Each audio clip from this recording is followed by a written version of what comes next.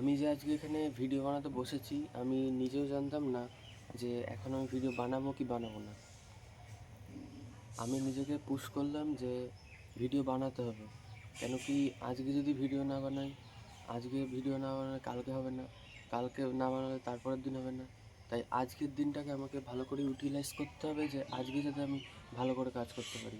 আমি কালকেরটা ভাববো না, আগের দিন কী করেছি সেইটা ভাববো না। আমি শুধু ভাববো যে আজকের দিনে আমি কি করলাম, কি ভিডিও বানালাম সেটা আমার মেন ফোকাস হবে। কেন কি আজকের দিনটা যদি আমি ভালো করে করে ফেলতে পারি, আমার পরের দিন মোটিভেশন আসবে যে হ্যাঁ কালকে তো করেছি, আজকে নিশ্চয়ই করা উচিত। এইভাবে মোটিভেশনটা আসে। তাই আজকে যদি আমি কাজ করা ছেড়ে দিই, আমি কালকেও পারবো না, কখনোই পারবো না। তাই যখনই মনে হবে ভিডিও বানানো উচিত, আমার এখন ফাঁকা টাইম আছে, আমি এখন চেষ্টা করতে পারি যে ভিডিও বানানো, তাহলেই ভিডিও বানানো শুরু করে দিতে হবে। আর তারপরের কথা হলো যে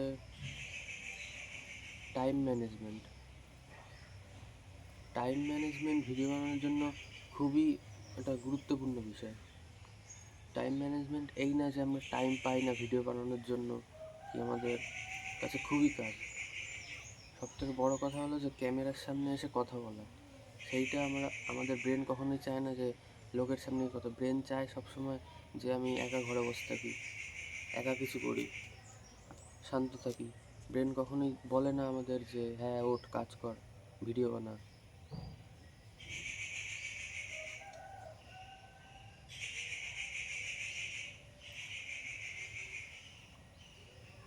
তাই দিনে 10 মিনিট হলেও ভিডিও বানাতে হবে। ধরেন আজকে আপনি ভিডিও বানালেন না, ভালো কথা বানালেন না, তাহলে আপনি কবে বানাবেন? এই চিন্তাটা যখনই আসবে, নিজের মনকে বলবেন যে আমি যদি এখন কাজ না করি, আমি যদি এখন ভিডিও না বানাই, তাহলে আমি খেতে পাবো না, তাহলে আমাকে গুলি করে মেরে দেবে। তখন আপনি ভিডিও বানাবেন তো? ধরেন আপনার সামনে আপনার কোনো প্রিয় মানুষ আছে, তাকে যদি কেউ বলে ভিডিও বানা, নাহলে কিন্তু আমি গুলি করে মেরে দেবো, এই কথা যদি কেউ বলে, আপনি কি বলবেন? না না, আমার ভালো লাগছে না, একটু পরে বানাই। না, আপনি এইটা বলবেন হ্যাঁ বানাচ্ছি, মেরো না। যদি আপনার উত্তর দ্বিতীয়টা হয়, তাহলে সেটা ভাববেন যে আপনার সামনে প্রিয় কেউ আছে, তাকে ভিডিও না বানালে, কাজ না করলে, আপনি যদি কাজ না করেন, তাকে মেরে ফেলা হবে। এরম যদি করেন, তাহলে মনে হয় যে হেল্প হবে। এটা খুবই ভালো একটা জিনিস। আর কী ভিডিও বানাবো, কী ভিডিও বানাবো না, সেটার থেকে ফোকাস না করে আমি ক্যামেরার সামনে কতটা কথা বললাম, সেটা যে বিষয় নিয়ে হোক। আমি ডেলি লাইফ নিয়ে কথা বলি, আমি টকিং স্কিল নিয়ে কথা বলি, আমি নিজের হবি নিয়ে কথা বলি, বা কোনো ভ্লগ করি, একটা কিছু বললেই হলো।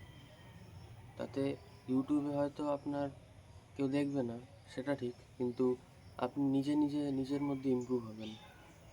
আর সেটাই সবথেকে বড় বিষয়, যে নিজেকে ইমপ্রুভ করা, নাকি অন্যকে দেখানো। তারপরের পয়েন্ট হচ্ছে গিয়ে নিজের দিনটাকে বাইরে কাটানো আই মিন, যে আমি যখন বাইরে বসে ভিডিও বানাচ্ছি, আমি বেশিরভাগ সময় ঘরের ভিতর বসে ভিডিও বানাই, কিন্তু আজকে ভাবলাম যে বাড়ির বাইরে বসে বানাই। নিজেকে সবসময় চেষ্টা করবেন যে বাইরে যতটা নেচারের মধ্যে আপনি কাটাতে পারেন, যতটা আপনি বাইরের দিকে তাকাতে পারেন। এই যেমন আমার চারিদিকে সামনে এখন গাছপালা ভর্তি, আমি যেদিকে যাচ্ছি সেদিকে তাকাতে পারছি। এটা মাইন্ড রিফ্রেশ করে। সকালবেলা উঠে এই যে সূর্যের সামনে বসা, এটা খুবই ভালো একটা জিনিস। এতে মাইন্ড রিফ্রেশ হয়, দিনটার শুরু ভালো হয়।